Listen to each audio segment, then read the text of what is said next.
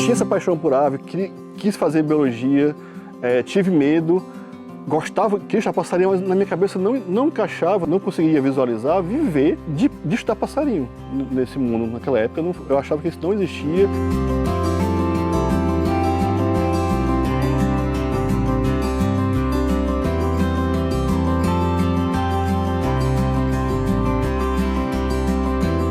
As minhas memórias mais distantes com natureza, com aves, já envolvia passarinho. Envolvia eu ter visto um currupião laranja, né, na natureza e pirar com aquilo, e ficar louco.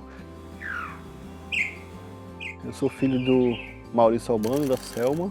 Eles sempre escolheram morar nos arredores de Fortaleza, nunca foi no centrão, mas cresci basicamente na Lagoa Redonda, Sapiranga, naquela região pré-Cabura, naquelas lagoas por perto. Então, desde muito pequeno, a minha diversão, a minha infância era no meio dos matos. E meus pais sempre tiveram essa vida alternativa, né? Eles nunca foram do sistemão. E uma das coisas que eles mais faziam, curtiam fazer, era viajar. Por perto, de carro, acampar. Então, eu cresci no meio dessa história de natureza, de pescaria, de ver passarinho. E a fotografia também, porque meu pai era fotógrafo, né? E o que ele mais gostava de fazer, ele trabalhava com fotografia em geral, mas o que ele mais curtia fazer era foto de natureza mesmo, de ambientes naturais, de gente da natureza, de bicho. E eu acompanhava essa história aí também desde criança, né? Então, o envolvimento com fotografia, de passar horas dentro do estúdio, do laboratório, vendo os processos, sentindo aqueles cheiros. Então era muito legal, assim, a fotografia desde o meu nascimento, né, faz parte da minha vida.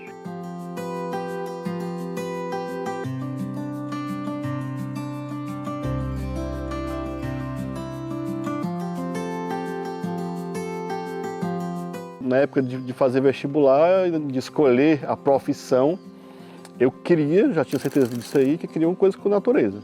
Uma coisa que envolvesse, que eu estivesse trabalhando no ambiente natural.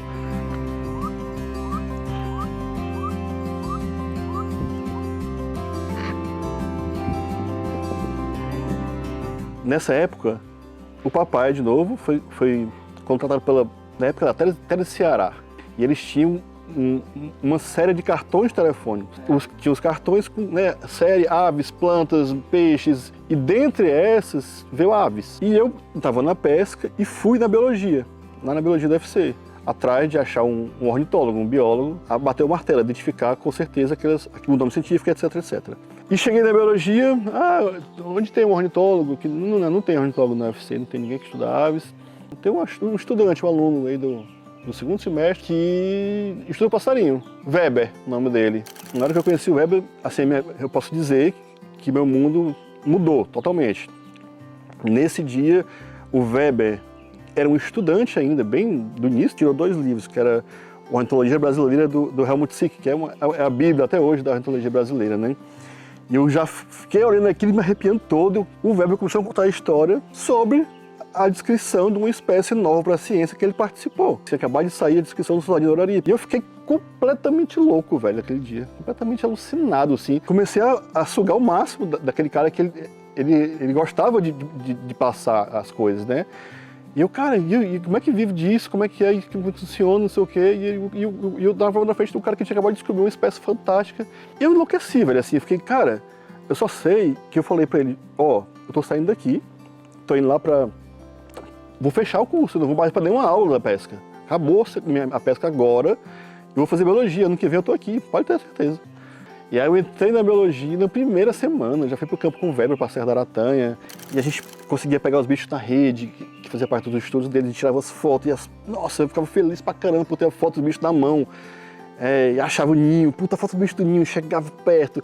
Então foi uma piração, porque não existia nada de foto de ave naquele tempo, nada. Não existia nenhuma foto do soldadinho Orari na natureza, por exemplo. Então era tudo muito, muito recente, muito novo na ornitologia brasileira ainda. Na cearense nem se fala.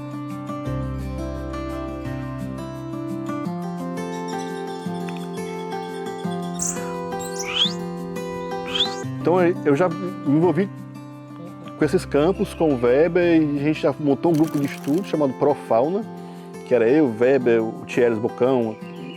As pessoas souberam que existia a gente, teve um trabalho em Icapuí que precisava fazer tratamento de fauna. E o Alberto da Aquasis me encontrou. Isso lá em 2002, talvez 2003, o projeto Esse Mar é Meu. Foi um projeto pioneirão lá da região, levantamento geral de tudo.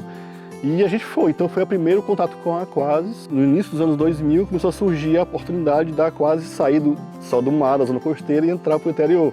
E a gente foi essa ponte, né? Então eu, Boca, Weber, teve o primeiro projeto, financiamento do Soldadinho do Araripe, o primeiro da Boticário, lá atrás, isso é muitos anos atrás, depois, enfim, nunca mais parou. Então do Soldadinho surgiu também os Aves Costeiras, depois de alguns anos do Periquito que era suja. Por 5 anos eu fiquei na Aquasis, né? Trabalhei na Aquasis, participei da fundação de todos esses projetos, junto com o Weber, junto com o Boca, com o Alberto. Era uma equipe maravilhosa, um monte de brother trabalhando, viajando.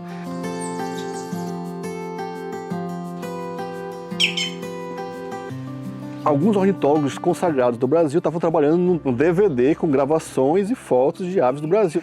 E esses caras me chamaram para participar desse DVD. Eu era criança, não estava nem formado ainda. Fiquei louco, tudo que eu tinha, que eu conseguia. Aí eles mandavam a lista do que falta do Nordeste, eu ia atrás.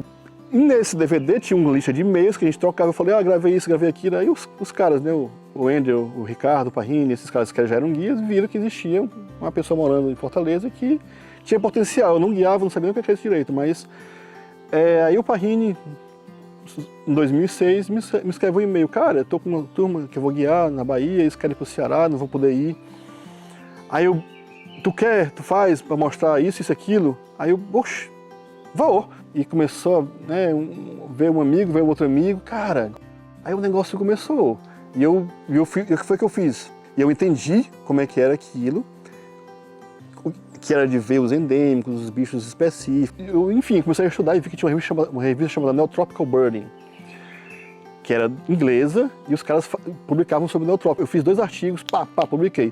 Bahia e Ceará, Alagoas, Pernambuco. Cara, isso aí minha caixinha de e-mail começou a lotar, para chegar. Como eu falei, a coisa foi fluindo, dando certo, e comecei a divulgar demais, e começou a aparecer gente demais. E chega um momento que não estava dando conta de responder e-mail, eu fazia reserva de hotel sozinho, era uma loucura.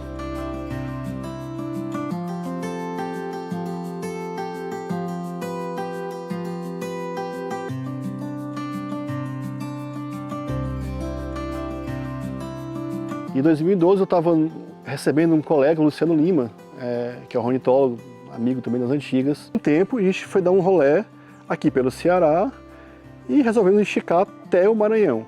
E um dia antes da gente ir, veio uma amiga, que é a Andressa, que está na Aquasis hoje, e falou, hey, tem um amigo meu que tá doido para ir com vocês, só que tá com vergonha de falar com vocês. Aí eu, quem? O Caio. Aí eu sabia que era o Caio. Tava louco pra ir pra esse negócio e com vergonha de pedir. Aí eu falei, poxa, vai só o Luciano, vamos embora. O Caio todo organizadinho, anotando tudo nas agendas, filmando tudo, ele era pirando nas histórias.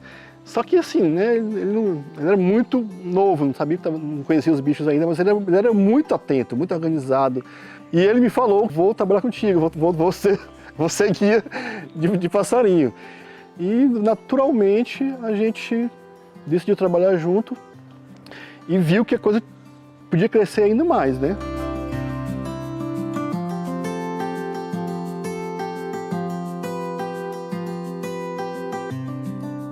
E aí veio a história de montar uma empresa de verdade nossa. E isso foi muito importante, essa transição de você entrar, de virar uma empresa de verdade, burocracia, de encarar, de contabilidade e tal. Nesse desenrolar, nesse crescimento, calhou do Caio e a Tati, tinha um romance rolando lá por trás das câmeras, e ela chegou junto, né, eles começaram a ficar juntos, e acabou que a Tati se juntou a esse bando. Eu conheci a Tati muito antes de conhecer o Caio, dos congressos de ornitologia, dos encontros dos primeiros avistares, que é esse encontro de diversificação de aves. Aí quando entrou a Tati, e ela era muito mais empreendedora do que eu, e muito mais organizada.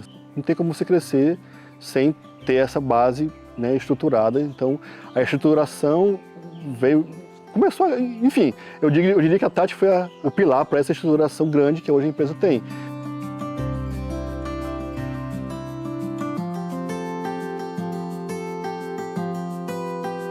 E a observação de aves no Brasil começou a aparecer, a crescer junto, começou a surgir o Wikiaves, a Avistar.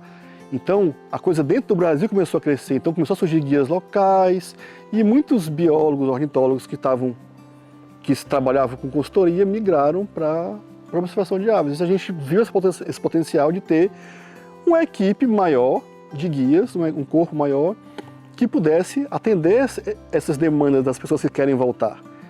Então, beleza, quer voltar, vai ter gente, não vai ser eu, mas vai ser uma pessoa que eu realmente confio.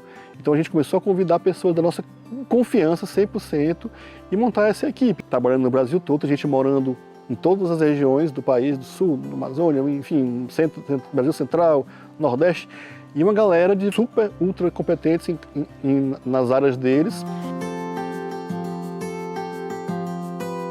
Tá? Enfim, a empresa está nessa história de que a gente continua crescendo, mas com as coisas pensadas e tal, com muito mais estrutura, com background. Tem cada viagem, tem seu grupo do WhatsApp, tem pessoas fazendo reserva, tem gente checando.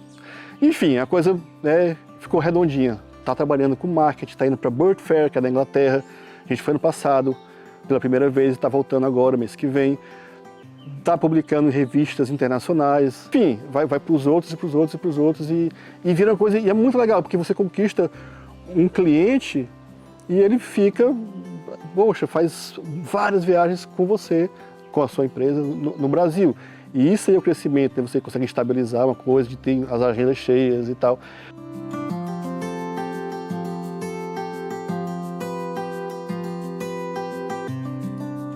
É muito legal, cara, ver a coisa funcionando e crescendo cada vez mais, né? E o melhor termômetro disso daí são os clientes, né? Os caras que estão voltando, e isso aí disparou, dá orgulho de ver.